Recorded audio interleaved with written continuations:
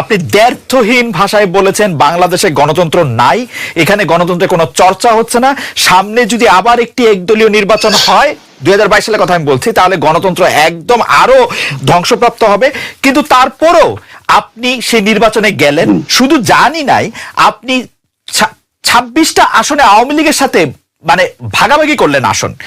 এইটার কারণ হিসাবে কেউ কেউ বলে থাকেন যে আপনার স্ত্রী শেরিফা কাদেরকে ঢাকার একটি আসনে নির্বাচনের জন্য আপনি এইটা করলেন।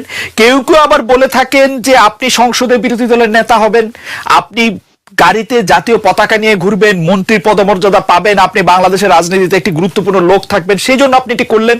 কারণ এখন যারা আমাদের অনুষ্ঠান দেখছেন তাদের অধিকাংশ বলছেন যে আপনি টক শোতে যেসব কথা বলছেন বা আমাদের অনুষ্ঠানে যেসব কথা বলছেন, আপনি বক্তৃতায় যেসব কথা বলেন, কোনোভাবেই আওয়ামী লীগের নির্বাচন, সরকারের এই সাজানো নাটক, যেটিকে আপনি সাজানো নাটক বলছেন,